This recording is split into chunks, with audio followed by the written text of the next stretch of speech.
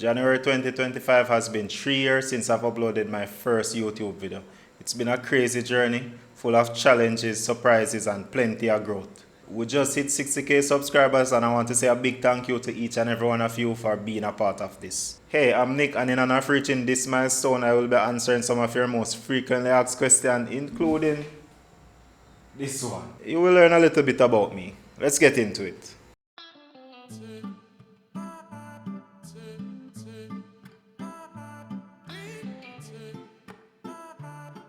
I love food, and I don't just mean eating it. I love the science and art behind a well-made meal.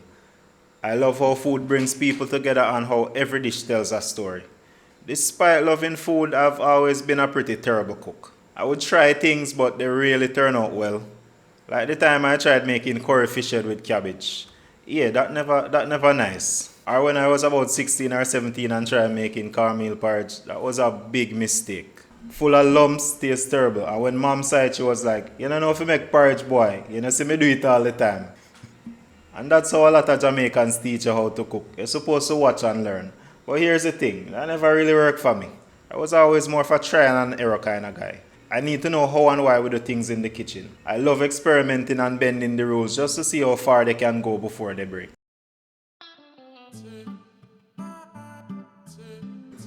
Speaking of bending, this brings me to the first question, and you might have noticed that it pops up in videos from time to time. So what's the deal with this spoon? So it started off as a regular spoon, but over time it became more meaningful. What's the safest way to pull dried coconut out of its shell? A spoon. It's blunt so you won't risk turning your hand into a skewer. I cook with a lot of coconut, so I made this spoon my designated coconut spoon.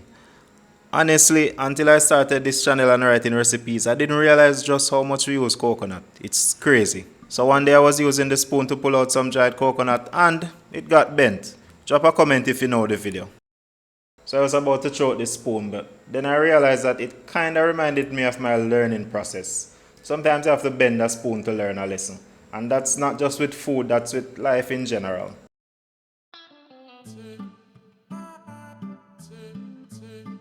Well, if the accent didn't give it away, I'm from Jamaica. Specifically Westmoreland, which as the name suggests is on the west side of the island. So TikTok recently let me know that I have a strong Westmoreland accent. The island is very small, but we still manage to have 15 different accents. One for each of the 14 parishes and two for our capital, Kingston, which is also one of the 14 parishes. Jamaica is a tropical island in the Caribbean, so it's warm all year round. Hurricanes sometime, but great weather for most of the year.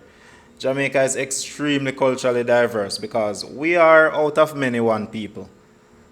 Most Jamaicans are descended from West Africans, but Chinese, Indians, Irish, British, Syrian, and German descended people call the island home, with each of them having their own impact on the culture.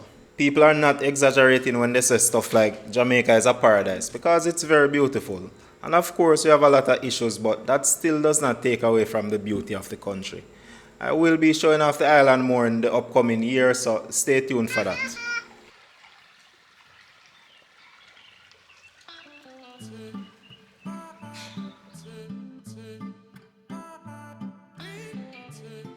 Despite not being a good cook, I still love to cook, and I knew I could figure it out. One of the biggest motivators for me was my brother, Shamar. While I was finishing up high school, he was working as a cook. He took a lot of pride in producing delicious food. His passion kinda rubbed off on me. He does not cook professionally much anymore, but shout out to my big bro. Bush cooking. Bush cooking style food bigger. So we can never make some cartwheel dumpling. Good. Eh?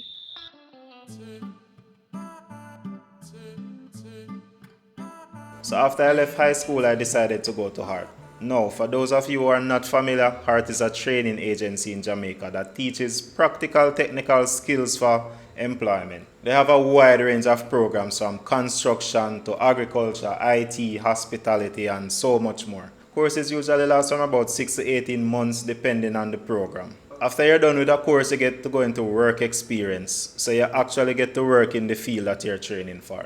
A lot of time businesses will take on Heart trainees full time, so it's a really solid program. So anyways, I did a few levels of the commercial food preparation program, so that was my biggest intro to food. But here's the thing, to be a proficient chef, most of what you learn during school or on the job will be a small part of what you actually know. So the internet has been one of my biggest teachers. It makes learning so much easier. You know, access to information is incredible. I want to give a lot of credit to the schools I went to and the jobs I've worked at, but most of the skills I now have are self-taught. Even before making YouTube videos, I would research foods I'm interested in and test them out. I was bending spoons long before feed and teach. Today I still do a lot of research for videos though.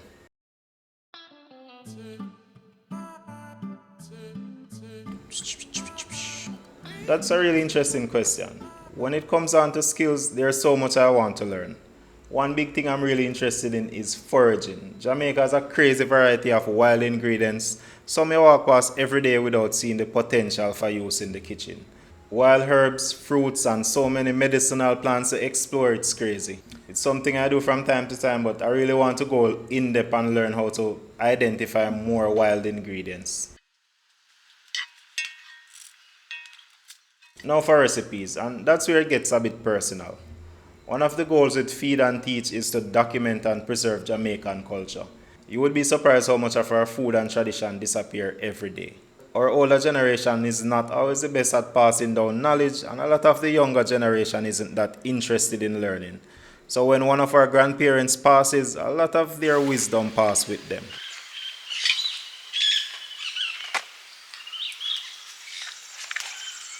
Take Jamaican grotto bread for example. They still sell something with that exact same name, but it's just made from regular hard dough or white bread. Growing up, it had a distinct flavor and it was its own thing. Today I can't find that recipe anywhere. When Indians came to Jamaica, they created a lot of unique dishes with local ingredients, many of which are now extinct. Being from Westmoreland, which has the largest Indian population on the island, I hear about some interesting dishes that are now lost to time. That's because the people who made them passed on without passing on. And that's just one of many examples. But to bring it back full circle, what recipe would I like to add to my repertoire? Any recipe that's on the verge of being lost.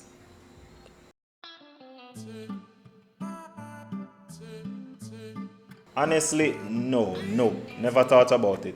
But in a way you can say that I'm already a teacher. Through Feed and Teach, I get to share Jamaica's cuisine and culture with the world. And the best part, I'm reaching more people than I ever could in a classroom.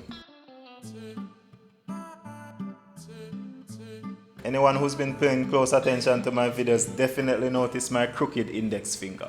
There's a story behind it, of course.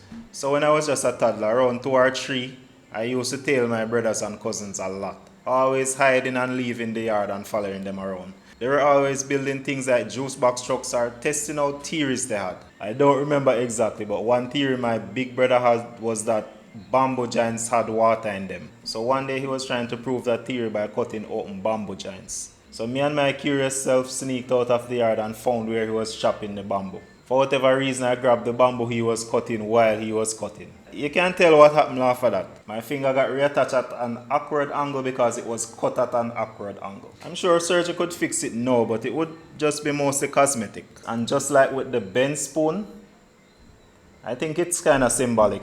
So that's a little bit about me, my journey as a food YouTuber, and a little peek of what's going on behind the scenes. I've learned some lessons along the way, not just about food, but about life, and I'm just getting started. I want to thank all of you again for 60k subscribers. It's all because of you guys. I can't wait to share more adventures, more recipes, and more of what makes Jamaica and our food so special. If you've got any questions, leave them in the comments. Maybe we'll do this again sometime. The spoon might be bent, but we keep on cooking. Until next time, keep it real, keep it tasty. Catch you in the next video.